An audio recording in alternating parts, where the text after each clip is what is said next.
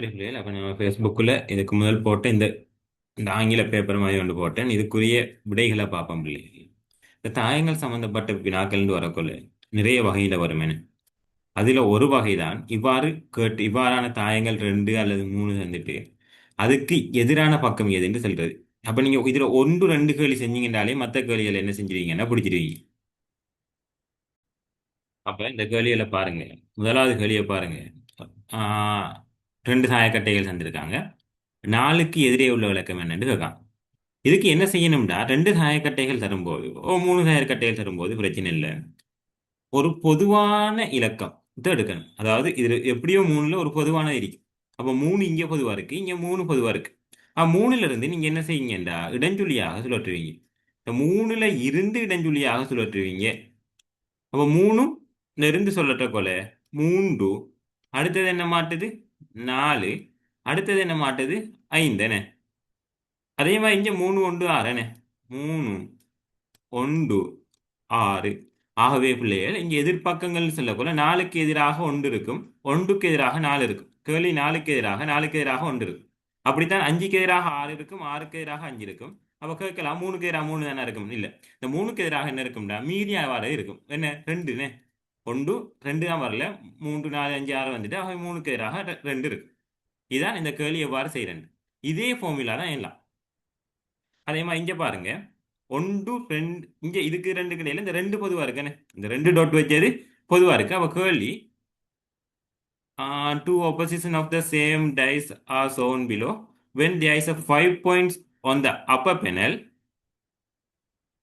how many points will be on the lower panel? அதாவது அஞ்சுக்கு எதிரே இருக்கிறது என்னன்னு கேட்கா. அஞ்சுக்கு எதிரே இருக்கிறது என்னன்னு கேட்கா.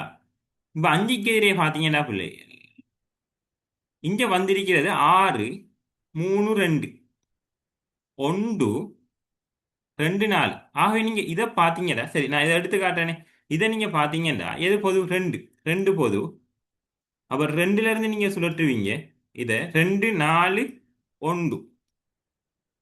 இதை நாம ரெண்டுல இருந்து இடஞ்சுழியா சுழற்றினோம்டா ரெண்டு ஆறு மூணு. ரெண்டு ஆறு மூன்று. ஆகவே ஒன்றுக்கும் மூணுக்கு இடையில இருக்கும். நாலுக்கு நாலுக்கு எதிராக ஆறு இருக்கும், ஆறுக்கு எதிராக நாலு இருக்கும், ஒன்றுக்கு எதிராக மூணு இருக்கும், மூணுக்கு எதிராக ஒன்று இருக்கும். ஆகவே ரெண்டு தான் பிள்ளைகள் இங்க என்ன இருக்கும்? எதிரெதிராக இருக்கும். ஆகவே ரெண்டு இதுக்குரிய விடையாக அமையும். விளங்கிட்டா? சரி. அடுத்து different faces of the same dice are displayed. What is the number against one? ஒன்றுக்கு எதிரே என்ன இருக்கும்? இப்படி மூணு தந்தாலும் நீங்க எதுல பொதுவா இருக்கோ அதை எடுத்துங்க. இப்போ ஒன்று இது ரெண்டும் பொதுவா இருந்தா ரெண்டு எடுத்துங்க, அதுல எந்த பிரச்சனையும் இல்லை. அஞ்சு ஒன்று மூணு என்ன. இதுல இருந்து இடஞ்சுழி எடுத்தீங்கன்னா அஞ்சு ஒன்று மூணு. ஆகவே அஞ்சு ஒன்று மூன்று. இங்கேயும் அஞ்சு நாலு ஆறு. ஐந்து நாலு ஆறு. ஒன்றுக்கு எதிரே என்ன இருக்கு? நாலு இருக்கு. ஒன்றுக்கு எதிரே நாலு இருக்கு. சரியா? நீங்க மூணாவது பார்க்க வேண்டிய அவசியம் இல்லை. அடுத்தது மூணு ஒன்று அஞ்சு. அதே மாதிரி மூணு நாலு ரெண்டு. நீங்க அதே மாதிரி பார்த்தீங்கன்னா மூணு விட வரும். திருப்பி திருப்பி நான் சொல்லிட்டு விரும்பல. அதே மாதிரி இதுக்கு அதே மாதிரி பாருங்க. அதே மாதிரி இங்கே ப்ளஸ் அது இது வரக்கொள்ள ப்ளஸ் டாலர் அது இது வரக்குள்ள நீங்க என்ன செய்வீங்கடா? அவங்க கேட்காங்க ஸ்டாருக்கு. அப்ப அடுத்த ஆறாவது இது ஸ்டார் தான். அதுதானே அவங்க சொல்றாங்க ஸ்டாருக்கு எதிராக இருக்கிறது என்னன்னு கேட்காங்க. ஆகவே இங்க ஆறு அஞ்சு குறியீடுகள் இதுக்குள்ள வந்துடும். அப்படி வரக்குள்ள நீங்க என்ன செய்யுங்கடா பொதுவான குறியீடு இது ஹேஸ். ஹேஸ் என் டாலர். ஹேஸ் ஸ்டார் பிளஸ் ஸ்டாரும் இங்க இருக்கு என்ன. அப்ப ஹேஸ் என் டாலர் ஹேஸ் ஸ்டார் பிளஸ். அப்ப ஸ்டாருக்கு என்ன இருக்கு? எண்ட் இருக்கு என்ன. ஆகவே லேசாவே இருக்கு, லேசா செய்யற மாதிரி இருக்கு. ரைட். அப்ப லேசாவே வந்துட்டு இதை நீங்க ஹேஸ் என் டாலர் எழுதுனீங்கன்னா இங்க ஹேஸ் ஃபர்ஸ்ட்டுக்கு எண்ட் ஹேஸ். சரியா? அதுக்கு அடுத்து என் டாலர். அதே மாதிரி ரெண்டுல ஹேஸ் அண்ட் ஹேஸ் தான் முதலாவது இருக்கு, அடுத்து ஸ்டார் இருக்கு. அப்ப ஸ்டாருக்கு எண்ட் இருக்கு. ஆகவே சரியா? ஆகவே எல்லாத்துக்கும் இதுல இருக்கிற கேள்வி எல்லாத்துக்கும் உண்டு. மூணு டைஸ் வந்தாலும் சரியா, நாலு டைஸ் வந்தாலும் சரியா, 10 வந்தாலும் நீங்க ரெண்டு எடுத்துட்டே விட எடுக்கலாம். சரியா பிள்ளைகள்? ஆகவே இதை பார்க்குறவங்க இந்த ஃபேஸ்புக் பேஜை நீங்க என்ன செஞ்சு கொள்ளுங்க, ஃபாலோ பண்ணிக்கொள்ளுங்க. அதோட அந்த வாட்ஸ்அப் லிங்க் ஒன்று போட்டிருக்கேன். அந்த வாட்ஸ்அப் என்ன அந்த உங்களுக்கு ஃபியூச்சரில் நடக்க போகிறேன். இப்போ டீச்சிங் எக்ஸாம் நடக்க போகுது ரீசெண்டாக.